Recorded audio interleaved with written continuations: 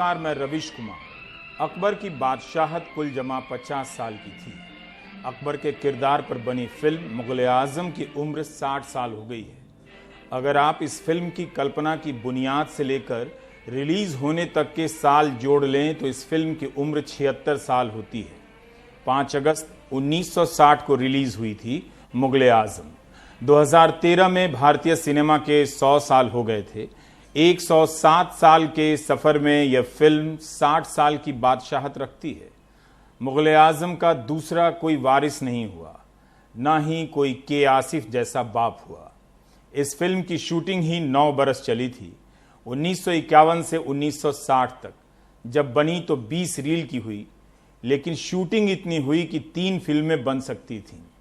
जाहिर है कि इसके बनने की कहानी फिल्म की कहानी से बहुत ही बड़ी है। उन्हीं किस्सों को कई साल की मेहनत के बाद समेटने का काम किया है पत्रकार, लेखक, कवि राजकुमार केसवानी ने। दास्तान मुग़ल आज़म, इस फिल्म और इस फिल्म से जुड़े हर शख्स की कहानी कहती किताब दास्तान मुग़ल आज़म।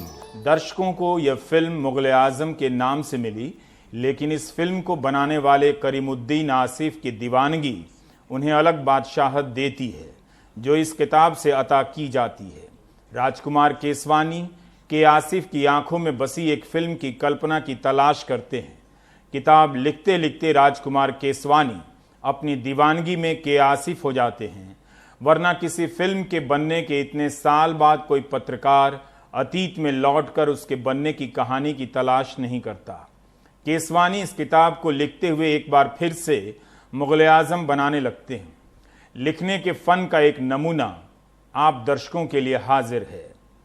1922 में एक साथ 2 घटनाएं हुईं जिनका जाहिरा तौर पर एक दूसरे से कोई ताल्लुक नजर नहीं आता था।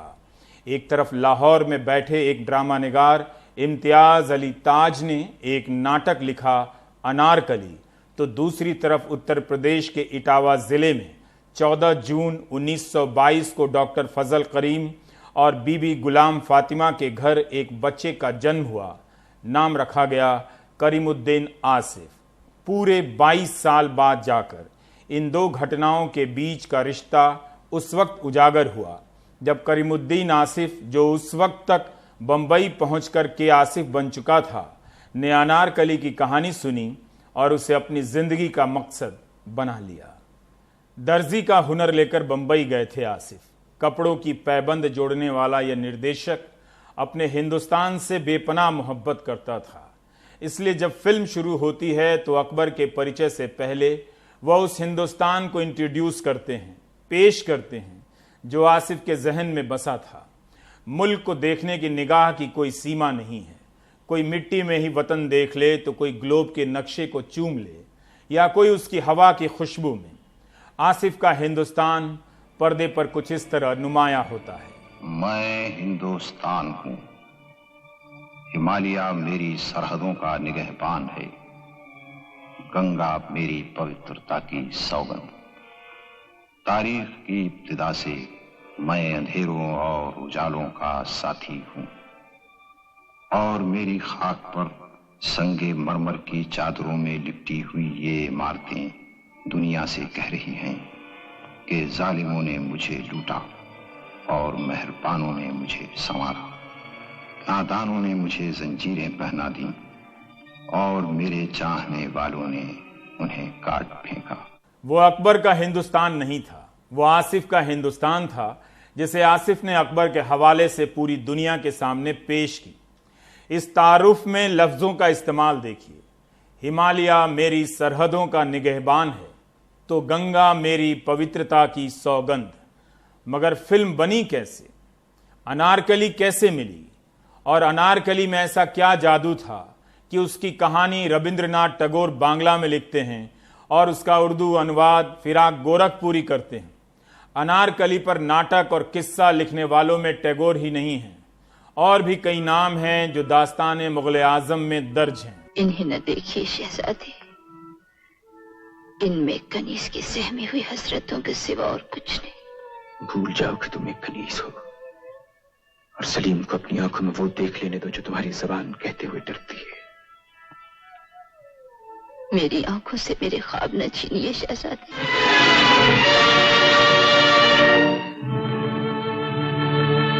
जहां पन्ना के इकबाल का सूरज हमेशा चमकता रहे, मेरे साहिब आलम की उम्र चांद सितारों से भी लंबी है। मुझे सब कुछ मिल गया, मुझे सब कुछ मिल गया। इस फिल्म की पटकथा लिखी थी के आसिफ और अमान ने। आसिफ ने किरदार इतिहास के किस्सों और किस्सों के इतिहास से लिया, लेकिन सिनेमा के पर्दे पर उन्हें जिंदा करने के लिए हिंदुस्तान भर से ढूंढा। 1945 में जब आसिफ ने इस फिल्म की मुहूर्त की थी, तब सप्रू हीरो बने थे, यानी सलीम, और अनारकली बनी थी नरगिस। जब दोबारा आसिफ इस फिल्म का निर्माण शुरू करते हैं, तब सलीम बने दिलीप कुमार के सामने नरगिस ने अनारकली बनने से इनकार कर दिया। बहुत सी हीरोइनें खुद चलकर आईं कि वो अनारकली बनना चाहती हैं। दिलीप कुमार ने कहा विजय लक्ष्मी ठीक होंगी, मगर आसिफ की कल्पना की अनारकली कोई और थी। देश भर के अखबारों में इश्तिहार दिए गए। 8 फरवरी 1952 को स्क्रीन अखबार में इश्तिहार छपा, जिसमें 16 बरस से 22 बरस की लड़कियों को अपना मुकद्दर आजमाने के लिए आमंत्रित किया गया था, और इश्तिहार कुछ इस तरह से लिखा गया था। दिलीप कुमार और के आसिफ को अनारकली की तलाश है। हो सकता है वो अनारकली आप हों, यह आपके लिए आखिरी मौका है। अपने फोटो और अपने बारे में पूरी जानकारी दिलीप कुमार और के आसिफ को 15 मार्च 1952 तक भेज दें। देश भर से 8 लड़कियां चुनी गई, मगर अनारकली नहीं बन सकी। अलबत्ता उन्हीं में से इंदौर की शीला दयाल सुरैया बनती हैं। फिर निगाह नूतन की तरफ जाती है, लेकिन नूतन एक बयान देती हैं कि अनारकली के रोल के लिए उनसे ज्यादा बेहतर नरगिस और मधुबाला होंगी। मधुबाला की आसिफ से अनबन हो गई थी, मगर किस्मत देखिए कि मधुबाला के आसिफ के पास खुद चलकर आती हैं और कहती हैं कि मैं अनारकली बनना चाहती हूं। यह बातचीत आसिफ के दफ्तर के बाहर खड़ी मधुबाला की कार के भीतर होती है। आसिफ को अनारकली मिल जाती है, मगर यह फिल्म अनारकली की नहीं थी। पहली बार सलीम के लिए जब दिलीप कुमार पर नजर गई, तो अपने दोस्त दिलीप कुमार के बारे में आसिफ कहते हैं कि दिलीप काफी दुबले पतले हैं। सलीम के किरदार में वही जचेगा जिसमें मुगल शहजादों की सी जलवागरी हो। केसवानी लिखते हैं कि उस वक्त आसिफ ने एक बात कही जो हकीकत में तब्दील हो गई। अनारकली जिसे कैदखाने की एक ही कठिन रात के अंधेरे ने खा लिया।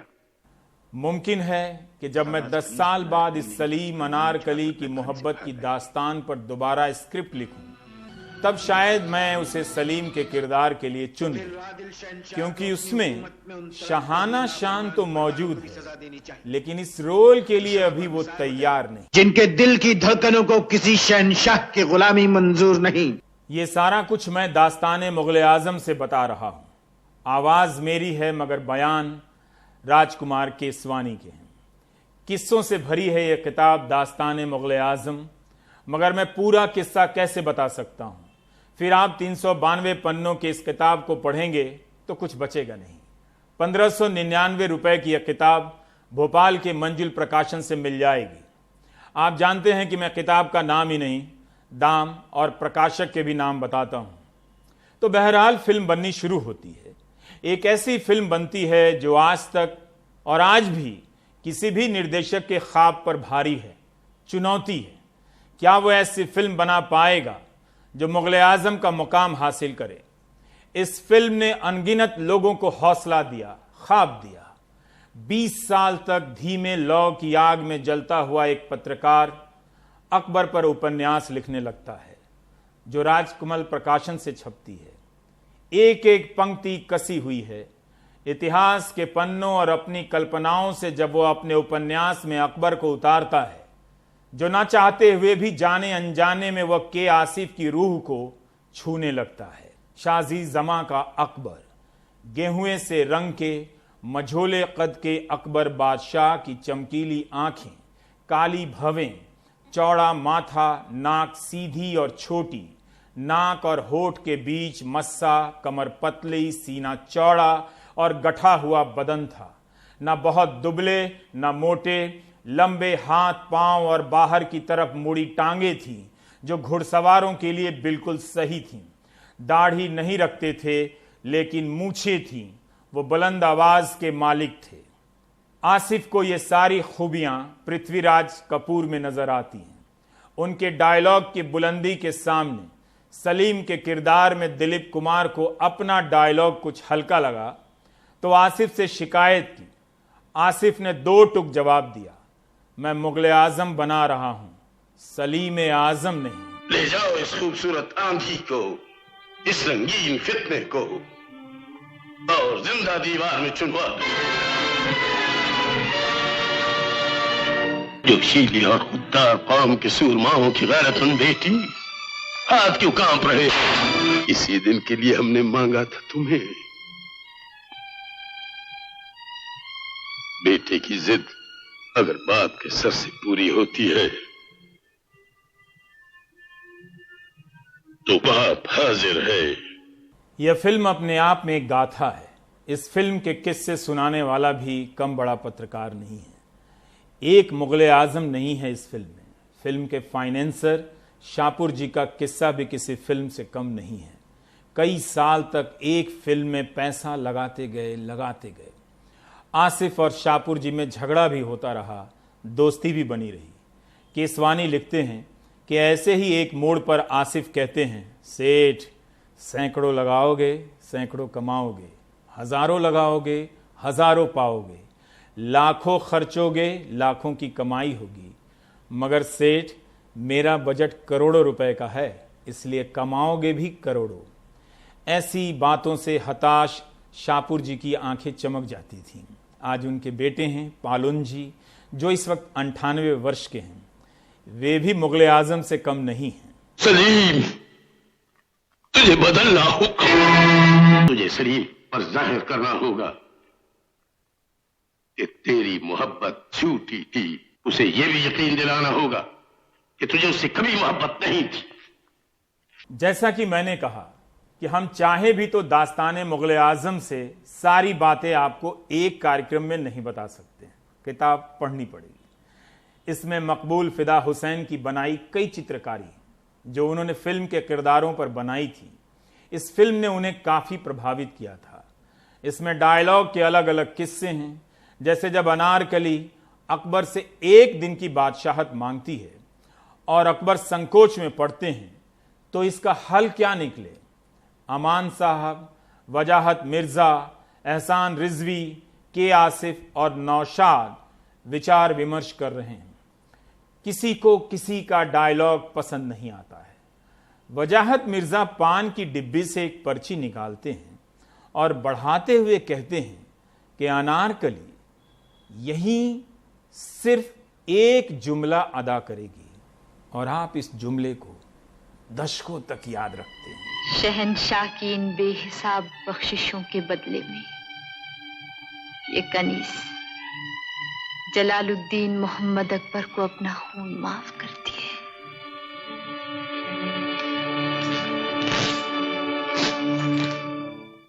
इस फिल्म के एक और लेखक अमान भोपाल के रहने वाले थे। अमान 18-19 की उम्र में भोपाल से बंबई आ गए फिल्मों में किस्मत आजमाने। तब बंबई थी, आज मुंबई है। अमान बहुत अच्छे शायर थे। किसवानी कहते हैं कि कौन सा डायलॉग किसका है तय करना बहुत मुश्किल है। फिल्म शुरू होती है हिंदुस्तान के परिचय से और बीच में एक जगह और हिंदुस्तान आता है। सलीम जब अपनी मां से कहता है कि उसकी मोहब्बत पर बादशाहत की हुक्म नहीं चल सकती, तो मेरा दिल भी कोई आपका हिंदुस्तान नहीं जिस पर आप हुकूमत करें। फिल्म के निर्माता शाहपुर जी, पालोन जी मिस्त्री का बहुत बहुत शुक्रिया, जिन्होंने फुटेज के इस्तेमाल की इजाजत दी, वरना एक ऐतिहासिक फिल्म की दास्तान सुनाने के फन में मजा नहीं आता, खासकर तब जब वो फिल्म 60 साल पूरे कर रही हो। उन्होंने इस फिल्म में पैसा नहीं लगाया। एक दीवाने निर्देशक आसिफ को अपनी दौलत की गिलौरी दी थी। पान की गिलौरियां जैसे पेश की जाती हैं, सेठ ने करोड़ों लगाकर करोड़ों कमाए या नहीं कमाए, लेकिन हिंदुस्तानी सिनेमा के इतिहास में एक बादशाहत जरूर कायम की। हमारे साथ राजकुमार केसवानी है बात करने के लिए। इन्होंने अपनी किताब में इस फिल्म को एक शेर में समेटा है और वो शेर इस तरह है, तख्त क्या चीज है और लालो जवाहर क्या है, इश्क वाले तो खुदाई भी लुटा देते हैं।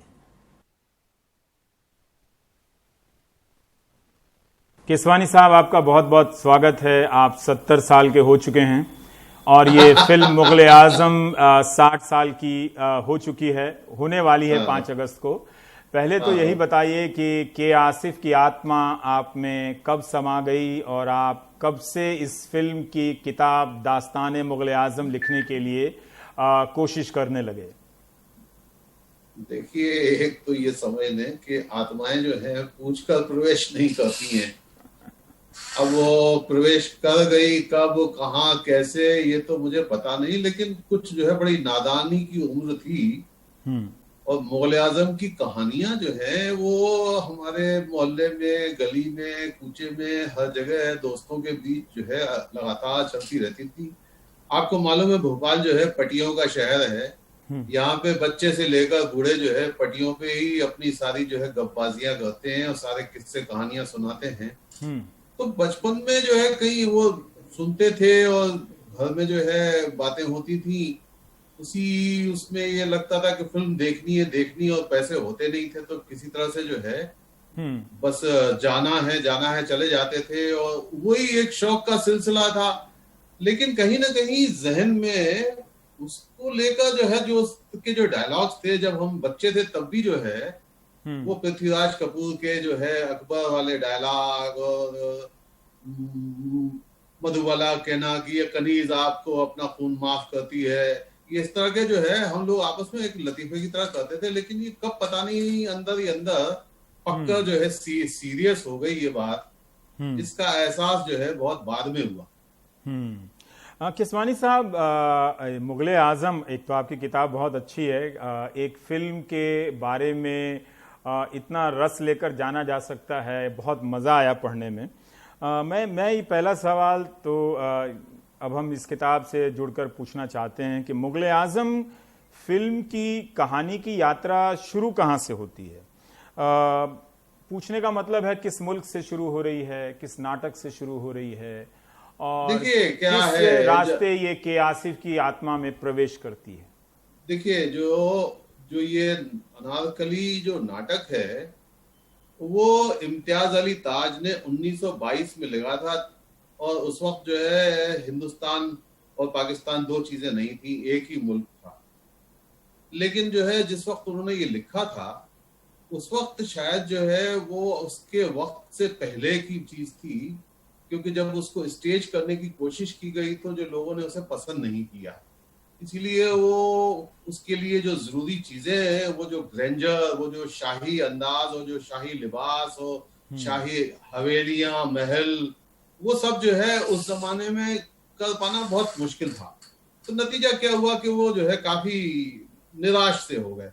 लेकिन ये इस फिल्म की कहानी जो थी, ये इस नाटक की जो कहानी थी जो इम्तियाज अली ताज ने लिखा था, उससे जो है मुतासिर होकर साइलेंट एरा में ही उस पर जो है फिल्म बनना शुरू हो गई और अरशद ईरानी ने भी बनाई और एक दूसरे निर्माता थे चौधरी साहब, उनने भी बनाई। और वो फिल्म जो है उसमें इम्तियाज अली ताज जो इस नाटक के लेखक थे, उन्होंने भी उसमें जो है एक किरदार अदा किया था। लेकिन देखिए ये सब चलता रहा और उसके बावजूद जो है कभी जब टॉकी एरा शुरू हुआ तो अरशद ईरानी ने फिर से जो है टॉकी में भी बनाई, वो अनारकली के नाम से ही। लेकिन एक खास बात ये थी कि अनारकली को जो रुतबा और अनारकली की कहानी को जो मर्तबा जो हासिल होता है वो होता है उस वक्त जब के आसिफ नाम का एक इंसान जो है एक फिल्म बना रहा होता है फूल नाम की, और वहां पे कमाल अमरोही के जरिए वो इस कहानी के बारे में सुनता है और उसके दिल में एक इरादा बनता है कि नहीं, ये फिल्म तो जो है ये कहानी तो मैं बनाऊंगा। अब उसने जो है वो कहानी बनाने की गरज से जो शुरुआत की कोशिश की, तो जो एक साहब थे शिराज अली हकीम। ये जो बंबई में आज जो फेमस सिने बिल्डिंग है, ये उन्हीं शिराज अली हकीम साहब जो थे, वो बहुत बड़े फाइनेंसर भी थे, प्रोड्यूसर भी थे, और फूल भी प्रोड्यूस उन्होंने ही की थी के आसिफ की। तो वो उस पर राजी हो गए थे, और क्योंकि वो के आसिफ के हुनर जो फूल बनाते वक्त उन्होंने देखा था, वो समझ गए थे कि आदमी में बहुत बहुत जबरदस्त एक चमक है जो अभी तक सामने नहीं आई है। लेकिन उसमें एक ट्रेजेडी ये हुई कि जब फिल्म शुरू हुई तो तब तक तो सब कुछ ठीक था, पैसा धेला भी सब मिला। उन्होंने जो है उस वक्त बॉम्बे टॉकीज थिएटर जो स्टूडियो था, शिराज अली हकीम ने वो खरीद के और के आसिफ को दे दिया कि भाई आप इसमें कीजिए काम। पूरी छूट दी, बहुत अच्छे से चल रहा था। उस पहली फिल्म जो जब शुरू हुई थी 1945 में, जब उसका मुहूर्त हुआ, तो उसमें कास्ट थी चंद्रमोहन, नरगिस और सपरू। नरगिस उसमें अनारकली थी। इसमें वो फिल्म लगभग जो है 8 रील बन चुकी थी कि हिंदुस्तान का बंटवारा हो गया। बंटवारे के नतीजे में ये हुआ कि जो शिराज अली हकीम थे, वो जो है मोहम्मद अली जिन्ना के बड़े समर्थक थे। जब बंटवारा हो गया तो उनके खिलाफ जो है यहाँ पे माहौल बना कि ये तो जो है पाकिस्तान परस्त इंसान है। तो नतीजतन उनको जो है अपना सारा काम छोड़ के और सब धंधे छोड़ के और जाना पड़ा। उन्होंने अपना फेमस सिने बिल्डिंग जो कि उस वक्त अधूरी थी, वो भी जो है बेच दी, और बाकी सारी चीजें भी वहीं छोड़ के और पाकिस्तान चले गए। नतीजा ये हुआ कि के आसिफ जो है बिना फाइनेंसिस के अधूरे रह गए। 2 ट्रक सामान उन्होंने जला दिया। किसवानी साहब, आपकी किताब में के आसिफ का जुनून सिर्फ एक सनक नहीं है, कुछ तो रहा होगा एक निर्देशक में जो रातों रात बर्बाद हो जाने वाली बंबई में कई साल तक एक किरदार की तलाश में वो शूटिंग रोकते हैं, फिर शुरू करते हैं, ये सारी चीजें वो करते हैं। तो कुछ उनकी फितरत के बारे में बता सकते हैं? देखिए, मैंने जो है उनके बारे में जितना भी जानने और समझने की कोशिश की है, तो उससे मुझे एक ही बात समझ में आई कि कुछ तो होते हैं मोहब्बत में जुनू के आसार, और कुछ लोग भी दीवाना बना देते हैं। बात यह है कि के आसिफ के सामने मुश्किलें इतनी पैदा कर दी जाती थी क्योंकि वो फकीर आदमी था। आप इससे अंदाजा लगाइए कि उसने कभी अपने ऊपर पैसा खर्च करना मुनासिब ही नहीं समझा। वो जो है सादा जो है अपना कुर्ता पजामा पहनते थे, और जो है जिंदगी में उन्होंने न कार खरीदी न बंगला बनाया, हमेशा टैक्सी में घूमते थे। ये जो है, अब आप इसको जो है दीवाना जो है एक ऐसा लफ्ज है जिसको हमारे समाज ने जो उनसे हम सब से हटके कुछ अलहदगी के साथ और कुछ जुनून के साथ काम करने वाले हर इंसान को जो है दीवाना बना देते हैं। ये बाकी दीवाना उसके किरदार में अगर किसी काम में जुट जाना, अपने आप को खपा देना और उसकी खातिर खुद को भूल जाना, ये अगर दीवानगी है तो खुदा करे कि सारे लोग ही दीवाने हों। तो करते क्या थे किसवानी साहब? अगर फिल्म बंद हो गई, महीनों तक फिल्म बंद है, सेट वहीं पड़ा हुआ है, तो इस दौरान वो करते क्या थे? लोग पीछा करते होंगे सब उनके, फिल्म बातें छपती होंगी कि ये निर्देशक बड़ा नकारा है, आवारा। देखिए बहुत मजेदार है कि आसिफ जो है एक ऐसे किरदार थे जो कभी खाली बैठने वाले में से तो थे ही नहीं। आप ये जान लीजिए कि जब तक वो फिल्म दोबारा शुरू करते तब तक उन्होंने लैला मजनू नाम से एक फिल्म शुरू कर दी थी, और वो फिल्म तो जो है उस वक्त बना नहीं पाए थे। उसके बाद उन्होंने शहीद भगत सिंह अनाउंस कर दी थी, उससे पहले उन्होंने क्लियोपात्रा अनाउंस कर दी थी। वो जो है कोशिश करते रहते थे, कुछ ना कुछ बनाते रहने थे, और उनके दिमाग में जो है ये चलता रहता था कुछ करना है। वो करने के चक्कर में जो है ना वो कुछ ना कुछ जो है वो करते थे, और पैसा जो है लुटाते रहते थे, और लोग जो है उनसे डरते भी इसलिए थे कि कोई भरोसा नहीं कि ये काम पूरा भी करेंगे कि छोड़ देंगे। लेकिन जो है दिल में उनके जो है हर वक्त जो है उनके दिमाग में मुगल आजम ही थी। जैसे ही मुगल आजम के लिए उनको जो है, देखिए मुगल आजम के लिए कोई फाइनेंसर नहीं मिल रहा था। अब वो परेशान हुए तो उनको किसी ने ये बताया कि भाई ये जो शाहपुर जी पालोन जी मिस्त्री हैं, ये जो है अकबर के बड़े शहदाई हैं, और ये जो शिराज अली हकीम जाते जाते जो अपने बहुत सारी देनदारियां जो है शाहपुर जी को देके गए हैं, और इसी दौरान उनको ये भी पता लगा कि वो शाहपुर जी सेठ जो है, फिल्मों से तो उनका कोई वो वास्ता नहीं था, लेकिन पृथ्वी थिएटर्स में जो है वो पृथ्वीराज कपूर के बड़े आशिक थे।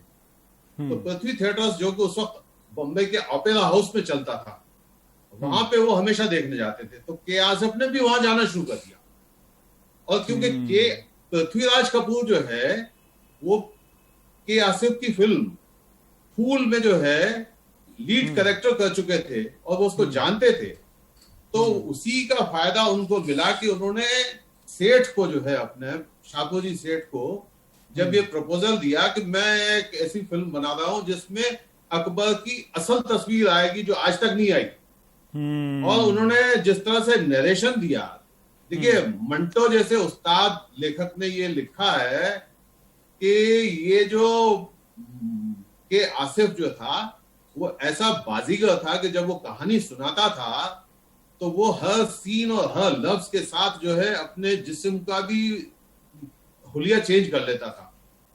गोया कि वो इस तरह से सुनाते थे कि सुनने वाले को लगे कि सब कुछ उसके सामने हो रहा है। उसकी किस्सा गोई जो थी उसमें बड़ी ताकत थी। शाहपुर जी मिस्त्री भी उससे जो है बड़े मुतासिर हो गए और वो जो है उस फिल्म में पैसा लगाने को राजी हो गए। हम आएंगे इस पर। हम शुक्रिया भी कहना चाहते हैं कि शाहपुर जी मिस्त्री जी उन्होंने इस फिल्म के क्लिपिंग से इस्तेमाल करने के लिए इजाज़त दी, और वो बड़ी बात है कि एक ऐतिहासिक फिल्म के वो मालिक भी हैं। मेरा एक आगे बढ़ते हैं कि अनारकली के किरदार और किस्से की कहानी पर तो आप थोड़ा बताएं, बेहतर है कि ये कहानी कैसे एक आज़ाद किरदार की कहानी है। आसिफी कहते हैं कि मैं मुग़ल आज़म बना रहा हूं, मगर ये फिल्म अनारकली की भी बन जाती है। देखने वालों की निगाह में जब वो निकलते हैं तो अनारकली को भी साथ में लेकर निकलते हैं। आप देखिए ये जो है, जो बड़े मेकर्स जो होते हैं ना, जो बड़े क्रिएटर, मतलब मेकर से क्या मतलब है, वो जो है उसके तख्लीक़कार थे, वो उसके खालिक थे। उस आदमी ने जो है वो इम्तियाज अली ताज की कहानी अगर आप पढ़ के देखेंगे तो आपको लगेगा कि बेसिक प्लॉट भले वही हो, लेकिन इस आदमी ने तो जो है पूरी कहानी को बदल दिया है। उसने अनारकली का टाइटल ही नहीं लिया, उसने मुग़ल आज़म बनाई। उसने शहंशाह अकबर, मतलब हुकूमत, जो तख्त पे बैठा हुआ जो हुक्मरान है, जो शहंशाह है, और जो उसकी दुनिया है, तो मतलब वो उसके बीच का जो एक कॉन्फ्लिक्ट है उसको उसने खड़ा किया है, न कि एक सिर्फ मामूली जो है इश्क की कहानी बता दी उसने। आप ये देखिए, उसने एक बड़ा खूबसूरत काम ये किया कि कहीं पे भी किसी भी जगह पे उस कहानी में कोई ऐसा किरदार नहीं है जो अवाम को रिप्रेजेंट करता हो। के आसिफ ने अपनी तरफ से, ये सिर्फ के आसिफ का क्रिएशन है, उसने संतराश नाम का एक कैरेक्टर क्रिएट किया है। वो संतराश जो है आज के हमारे बुद्धिजीवी वर्ग का एक प्रतिनिधि मान सकते हैं आप, जो किसी बादशाह से, किसी हुकूमत से नहीं डरता, हर दौर में होते हैं। अब मैं आपसे और इससे ज्यादा कुछ नहीं कहूंगा, आप समझ रहे हैं कि हर दौर में होता है। और ये संतराश जो है इस बात से भी नापसंदगी की वजह से ऐसे लोगों को खत्म भी करवा देते हैं। ये सारी बातें इस फिल्म में कही गई हैं। ये जो बातें हैं ये बहुत अहम हैं। ये किसी भी फिल्म में, ये किसी भी कहानी में एक ऐसा कैरेक्टर जो कि समाज की तरफ से एक प्रतिनिधि बनके उस प्रतिरोध की बात करता है, वो एक बहुत बड़ा कारनामा उसने अंजाम दिया। बहुत ही महत्वपूर्ण उपस्थिति है संतराश की। बिल्कुल, संतराश जो है, आपने एक बात पे गौर किया हो कि फिल्म में बाकी तमाम लोगों के नाम हैं, संतराश का नाम सिर्फ संतराश है, उसका कोई नाम नहीं है।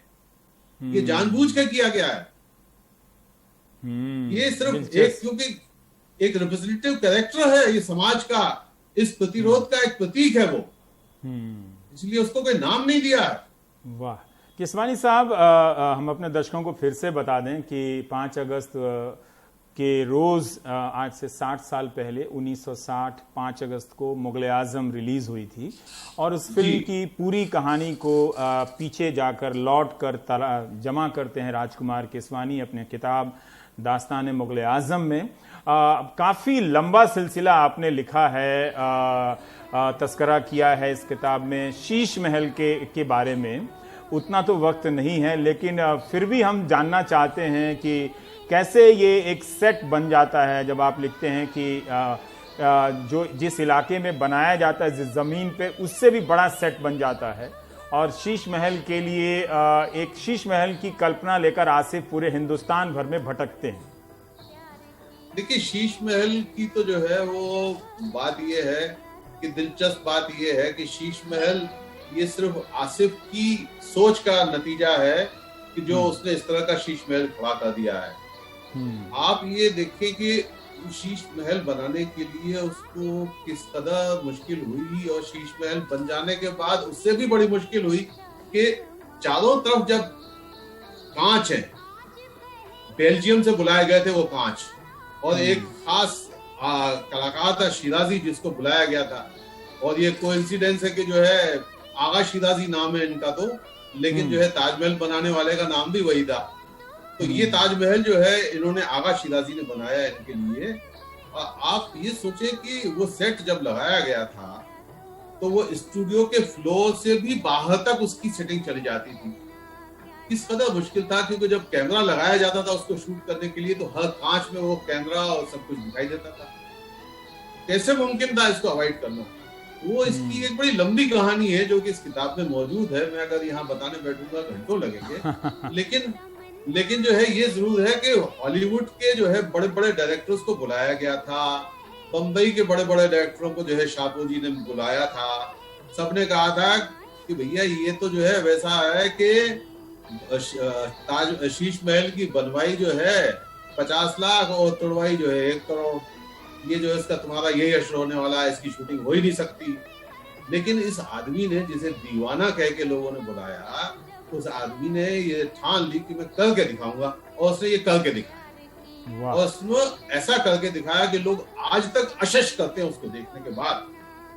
और हॉलीवुड के लोगों ने उसको अप्रिशिएट किया। वो आके उसको कहते थे कि ये मुमकिन ही नहीं है, और वो इस नामुमकिन को मुमकिन होते हुए देख के हैरान थे। हम इस फिल्म के लिए केसवानी साहब ये भी जानना चाहते हैं कि निर्देशक शाहपुर जी का किस्सा कुछ बताइए। ये क्या, माफ कीजिएगा, निर्माता का, ये किस तरह के निर्माता थे जिन्होंने एक फिल्म पर इतना दांव लगाते हैं और आज भी लगा रहे हैं। कुछ साल पहले मैंने फिरोज खान का दिल्ली में एक नाटक देखा था मुग़ल आज़म, और इस फिल्म को स्टेज पर उतारा गया था उतनी ही भव्यता से। मैं तो हैरान रह गया कि नाटक से ये फिल्म शुरू होती है, फिर फिल्म में बदलती है, और फिर उसका नाटक जब मंचन किया जाता है तो भी उसी ख्याल और बुलंदी के साथ किया जाता है। तो मतलब फाइनेंसर यहाँ पर सिर्फ फाइनेंसर नहीं है, वो सिर्फ इसे पैसे की नजर से नहीं देख रहे हैं। देखिए, मैं आपको बताऊं, जब ये कहानी शुरू होती है तो जो है उस वक्त ये होता है कि शाहपुर जी को जो है फिल्मों में दिलचस्पी नहीं है, लेकिन अकबर में दिलचस्पी है।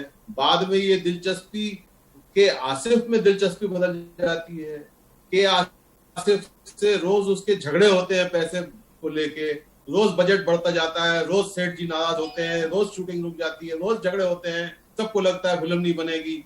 लेकिन जो है आसिफ की ईमानदारी और आसिफ का जो डेडिकेशन, उसको लेकर जो है ये शाहपुर जी सेठ, जो कि एक बड़ा व्यापारी है, उसको एक आसिफ से ऐसी मोहब्बत हो जाती है, वो उसको अपना बेटा मानने लगता है और वो हमेशा उसके भले की बात सोचने लगता है। उसको फिल्म बनाने में कोई दिलचस्पी नहीं है, उसको फिल्मों से कोई दिलचस्पी नहीं है। आप ये समझ लीजिए कि शाहपुर जी पालोनजी ग्रुप ने या शाहपुर जी मिस्त्री ने जो है मुग़ल आज़म के अलावा सिर्फ एक फिल्म को फाइनेंस किया। एक फिल्म ये फाइनेंस की और दूसरी फिल्म थी गंगा जमुना। इसके अलावा उन्होंने किसी फिल्म को फाइनेंस नहीं किया। सिर्फ वो के आसिफ के लिए जो है वो हर वक्त तैयार होते थे, बाकी किसी को फाइनेंस में उनकी कोई दिलचस्पी नहीं थी, कि उनका कारोबार इतना बड़ा था कि उनको फिल्मों से दिलचस्पी नहीं थी, इंसान से, उस इंसान से दिलचस्पी थी। दिल लग गया था और इसकी लड़ाइयां होती हैं कि तुम मेरे पैसे डुबा दोगे। आप देखिए, आप देखिए, जो अब देखिए शापूजी मिस्त्री जो थे वो तो जो है बुजुर्ग थे, और वो जो है जब वो इनका आसिफ का और शापूजी का झगड़ा होता था पैसे को लेके, तो उनके साथ उनका बेटा जो है जिसका नाम पालोनजी मिस्त्री, तो पालोनजी मिस्त्री जब उनके साथ होते थे वो देखते थे कि पापा जो है वो बहुत एजिटेट हो रहे हैं, तो वो कहते थे पापा हमको तुम चाहिए, ये पैसा वैसा सब छोड़ो, डूब जाने तो हमको नहीं चाहिए, तुम्हारी जिंदगी ज्यादा कीमती है, छोड़ो। तो वो डांट देते थे, ये मेरे आसिफ का बात है, तू नहीं बोलेगा बीच में। आप देखिए वो पालोनजी मिस्त्री आज भी जीवित हैं, उनकी उम्र जो है 98 साल की हो चुकी है। हम सब उनकी लंबी उम्र की दुआ करते हैं, और जी बिल्कुल, क्या उनकी कामयाबी का भी एहसास होगा कि उन्होंने इतना पैसा इतना सब्र के साथ रवीश, मैं आपको यही बताना चाहता हूं जो आपने सवाल पूछा, कि पालोनजी मिस्त्री को बहुत देर से जाके ये एहसास होता है कि यार मैं जिस फिल्म को बनाने के खिलाफ जो है अपने पापा को समझाता था, और कि आसिफ को बुराई करता था कि यार ये थोड़ा यार पैसा बिगाड़ रहा है हमारा, आज उसी की वजह से हमारी जो है कंपनी और हमारे बाप, इनका नाम जो है वो आज लोग लेते हैं, तो सिर्फ इसलिए कि मुगल आजम बनाई थी, इसके आसिफ ने बनाई थी। उसी का कद्र करते हुए और उसी एहसास को रखते हुए उन्होंने फिल्म को जो है कलर भी करवाया। उसी वक्त जो है एनसीपीए से दीपा और ये फिरोज खान ये प्रपोजल लेके जाते हैं कि हम इसको प्ले में कन्वर्ट करना चाहते हैं, क्योंकि उनको मालूम था कि प्ले था ओरिजिनली, लेकिन उस वक्त मुमकिन नहीं हुआ। तो जब बातचीत चलती है तो लगता है कि नहीं इतने छोटे बजट से होगा नहीं, तो जो है शाहपुर जी की तरफ से दीपेश कमिट करते हैं कि पैसा हम प्रोड्यूस हम करेंगे इसको, लेकिन हमें चाहिए वैसा ही जैसी फिल्म थी, इससे कम पे समझौता नहीं। देखिए 1922 में लाहौर में जो अनारकली प्ले के रूप में अवतरित होती है वो 1960 में मुगल आजम में बदलती है, और फिर वो 1-2 साल पहले की बात है जब दिल्ली में फिरोज खान मुगल आजम के रूप में लॉन्च करते हैं। पता नहीं अब कितना वक्त। हाँ जी जी जी, देखिए ना, आप देखिए, आपने वो प्ले देखा है तो आप देखिए क्या रेंजर है, कैसा मुमकिन है। आपको मालूम है उसके पीछे जो है 6 करोड़ रुपए खर्च किए गए थे उस प्रोडक्शन में, 6 करोड़ रुपए। और उनको जब ये शुरू किया गया था तब उनको ये अंदाज नहीं था कि इससे कुछ पैसा आएगा। अब तो लोग उसके पीछे दीवानावाज जो है 15-15, 20-20 हजार रुपए में टिकट खरीदने को तैयार है। उसको जो है ब्रॉडवे अवार्ड मिल चुके हैं। लेकिन उस वक्त ये था कि नहीं, ये इस फिल्म ने जो है हमें एक पहचान दी हुई है, इसके लिए जो है हम पैसा खर्च कर सकते हैं, कोई दिक्कत नहीं है। कहानी केसवानी की और दास्तान मुगल आजम अभी जारी है, थोड़ा सा ब्रेक ले लेते हैं।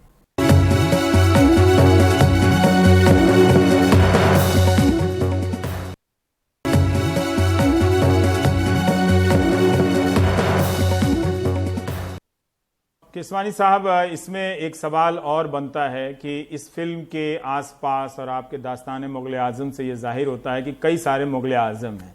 मुझे लगता है कि अब मुझे मालूम नहीं कि कितना वक्त बचा है, लेकिन फिर भी मैं ये जानना चाहता हूं कि एक मुगल आजम मुझे और नज़र आता है इसमें, वो है मराठा मंदिर का। उसका संक्षेप में कुछ किस्सा बता दीजिए। सब मैं तो आपसे ये कहूंगा कि आपने कहा कि एक और मुगल आजम, मैं कहूंगा कि एक और के आसिफ की बात है ये। हाँ। असल में जो मेहताब चंद जी गोलछा थे वो राजस्थान के एक बड़े सेठ थे, और वो बंबई आए। उन्होंने जो है ये मराठा मंदिर ट्रस्ट की तरफ से बन रहा था, लेकिन वो अधूरा रह गया था और वो लीज पे देना चाहते थे। उन्होंने लीज पे लेके मेहताब चंद गोलछा ने बनाया, और उनकी जिद ये थी कि अब मैं इसको बनाऊंगा तो जो है दुनिया का सबसे खूबसूरत सिनेमा बनाऊंगा। और उनके शौक और जुनून का हाल ये था कि 1955 में उन्होंने जो है कॉन्ट्रैक्ट साइन किया है लीज का उसके साथ, और फिर उस पर काम शुरू किया। तो उस ट्रस्ट के एक ट्रस्टी जो थे ग्वालियर के महाराजा जीवाजी राव सिंधिया थे। तो जीवाजी राव ने जो है उनसे कहा कि सेठ जी, ये थिएटर जो है एकदम खूबसूरत बनना चाहिए। तो उन्होंने कहा आप फिक्र मत कीजिए, मैं आपके महल से भी ज्यादा खूबसूरत बनाऊंगा।